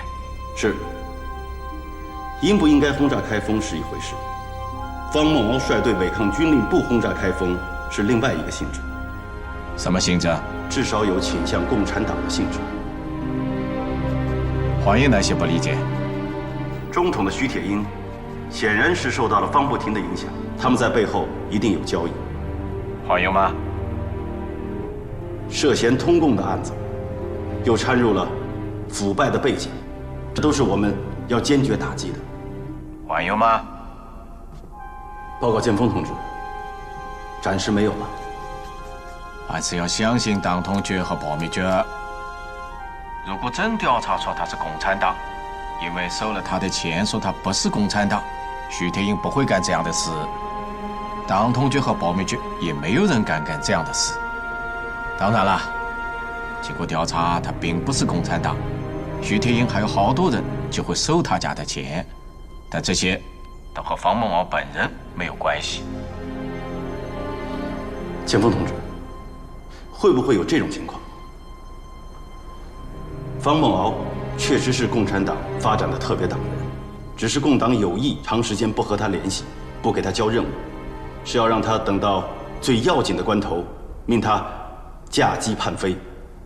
当然，这只是我的直觉，也是我的担心。任何直觉都能找到产生这个直觉的原点。你这个直觉的原点是什么？报告剑锋同志，我这个直觉的原点，就是方不停身边的那个副手，央行北平金库的副主任崔忠实。因为近3年来，外界和方梦敖有直接联系的，就只有他一个人。3年多，他一直借修好方家父子的关系为名，和方梦敖往来，可方家父子的关系并没有缓和。崔忠实倒是和方梦敖成了好朋友，这一点很像是共产党敌工部的做法。我建议对崔忠实的真实背景彻底调查。地久天长啊，永不分。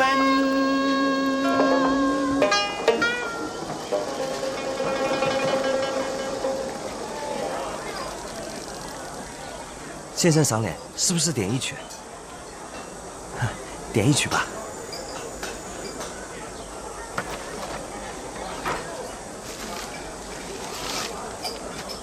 啊，请先生原谅，敝店不收法币。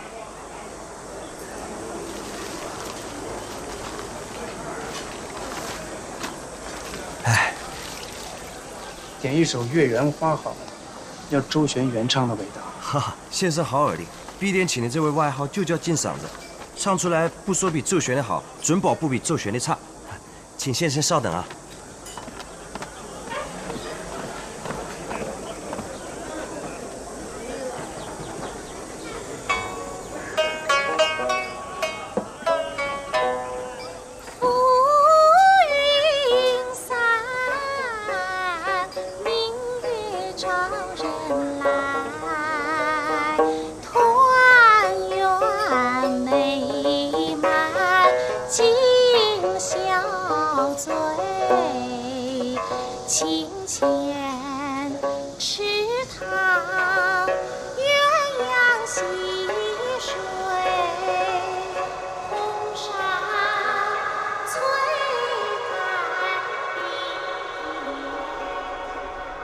党国的局势走到今天这种地步，关键不在共产党，而在我们国民党。从上到下，几人为党，几人为国，几人不是为己啊？共产党没有空军，我们有空军，可我们的空军在空运走私物资啊！像方梦敖这样的人，以及他培养的17航空大队，材料我去看过了，无论是飞行空战技术，还是纪律作风，在空军都找不出第二个。要不是开封战役是无人可调，方梦敖和他的大队还在闲置。优秀的人才我们自己不用嘛？是，剑锋同志，对方梦敖及其飞行大队及时的发展，我们也有责任。但是现在要对方梦敖及其飞行大队委以重任，隐患太大，还请剑锋同志考虑。什么隐患？就你刚才那些怀疑？我刚才的怀疑只是原因之一。原因之二呢？有什么就说什么，不要有顾忌。是，剑锋同志，方梦敖及其飞行大队显然不易再派错攻占了，现在派他们去北平调查走私贪腐和负责物资运输，一定不会出现其他空军的走私现象。可北平民事调配委员会的贪腐，方不停才是幕后的关键人物。总统和剑锋同志曾经教导我们，看一个人忠不忠，首先看他孝不孝。我承认，方梦敖是空军的王牌，也敢做敢当，但对于他10年不认自己的父亲的行为，我不欣赏。他是否能执行好这次任务，我有疑问。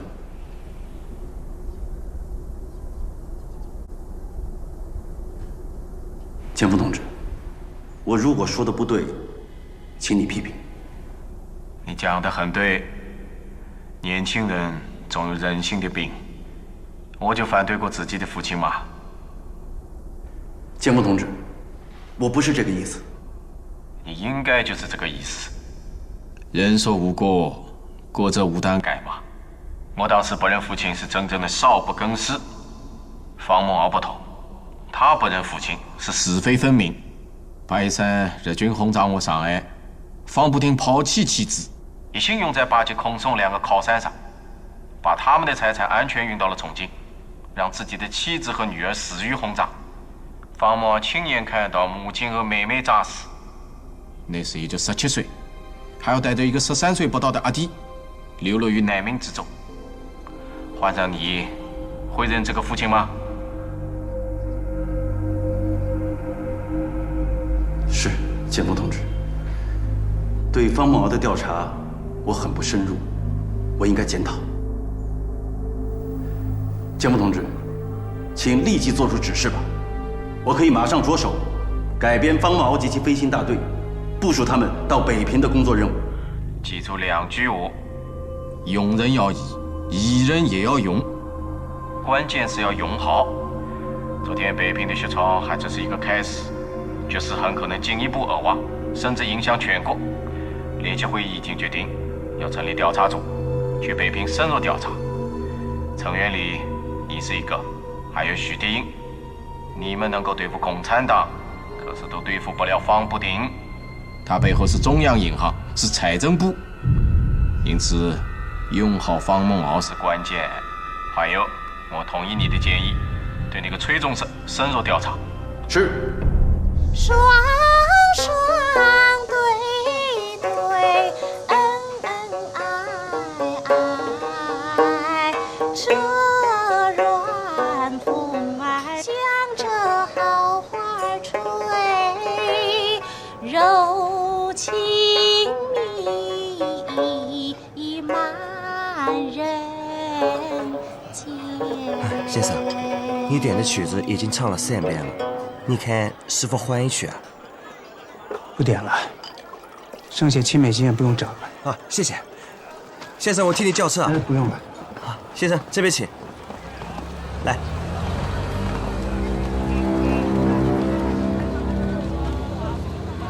慢走啊，先生。再来啊。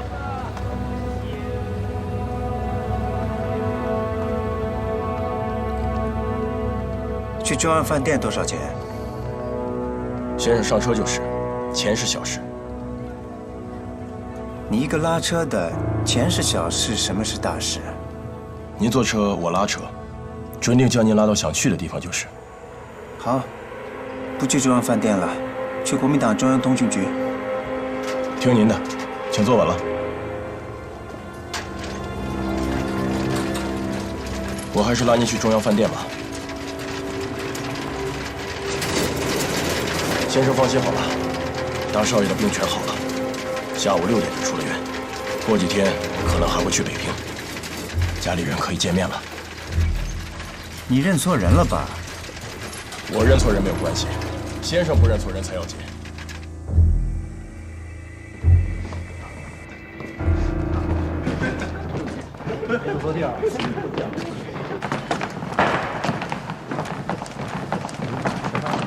大家都饿了，这里就是我们革命荣军自己的家。上级指示，你们一律按校级接待，6人一桌，请随便坐吧。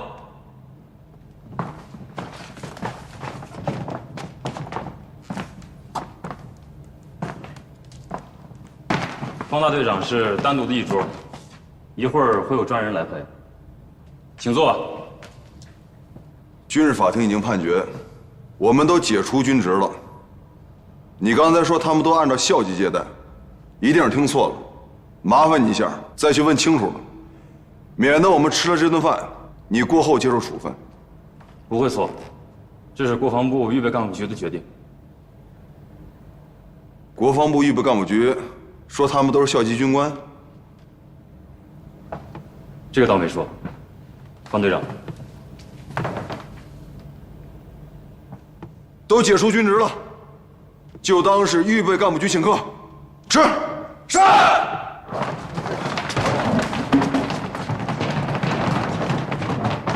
这张吧，不错啊。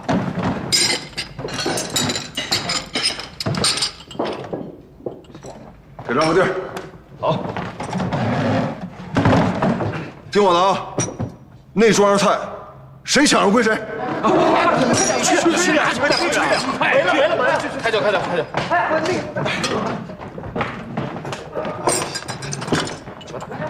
一个是一个。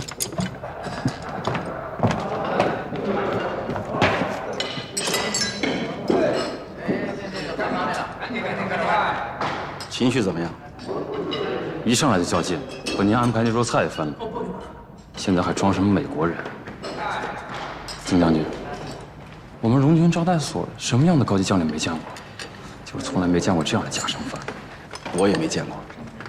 把所有人都撤出去，外面布岗，任何人不许靠近。是。走。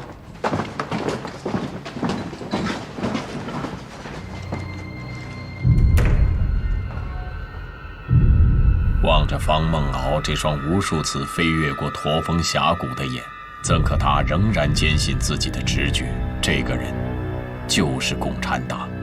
金国局长用人要以疑人也要用的方略，他无法理解，却必须执行。接下来自己要做的，就是正视这个人的共产党身份，把他再一次送上特种刑事法庭。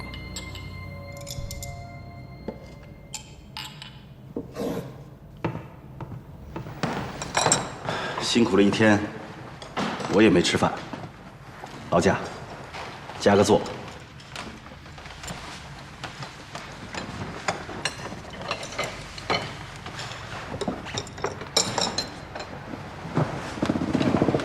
谢谢。这饭是吃不好。预备干部局准备怎么处置我们？请说吧。没有处置，但有新的安排。吃饭的时候什么话都不说，大家接着吃，我一句话都不说。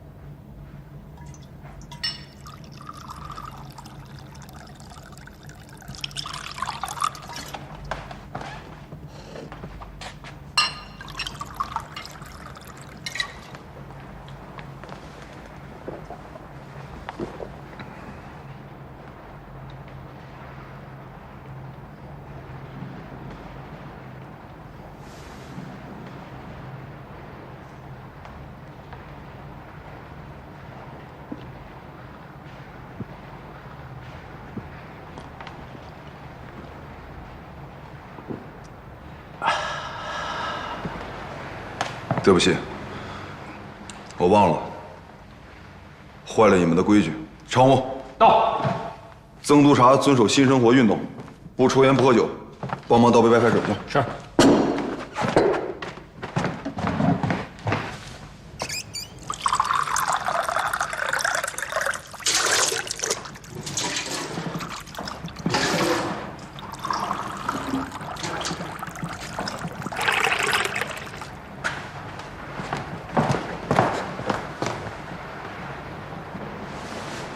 请。继续吃饭。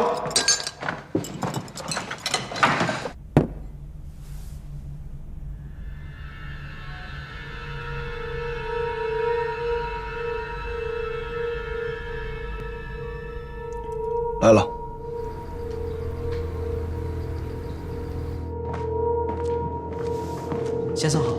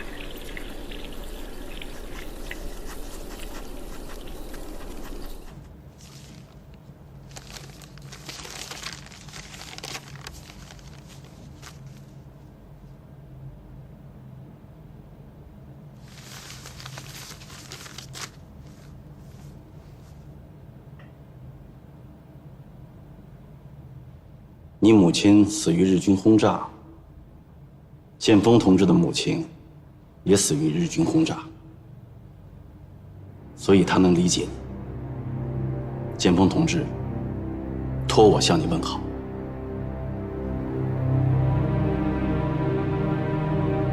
谁言寸草心，报得三春晖。建峰同志还说，他对你不能原谅自己的父亲，也能理解。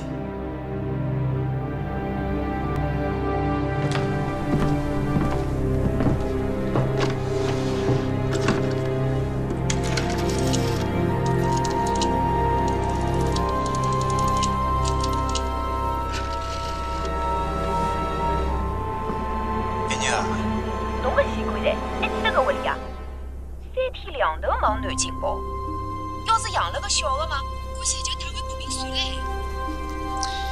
公司了，侬还好吧？两个小人挺好吧？好啥好啦？米也快没了，拎了钞票买不着菜。哦，今朝去交学费了，学堂还不收发币。哎，抽屉里向我侪寻过了，侬那一眼美金侪撒到啥地方去啦？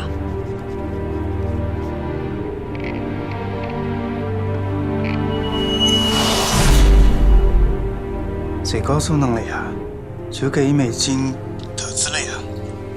人家投资侪住洋楼、坐小车，哎，侬搿金库负责人投资到啥地方去啦？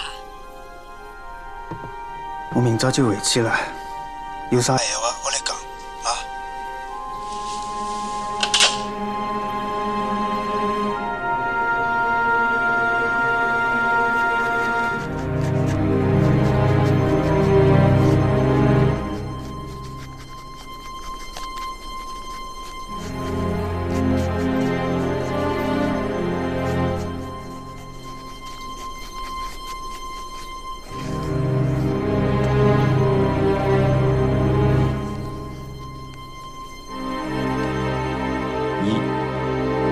这是让你们去反贪城府。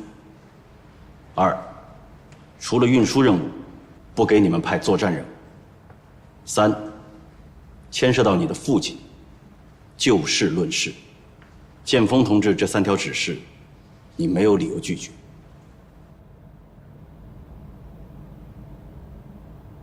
还有，你一直很关心你一手带出的这些学生，3年学习，3年训练。难不成你让他们就这么回家吗？这些青年的前途，你丝毫不替他们考虑。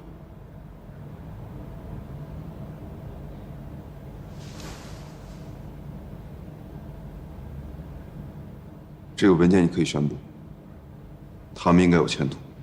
但请你在宣布的时候，先不要念关于我的任命。你不当这个队长，就根本没有必要成立这个大队，他们也就不可能有这么好的安排。南京特种刑事法庭的判决是等候处置。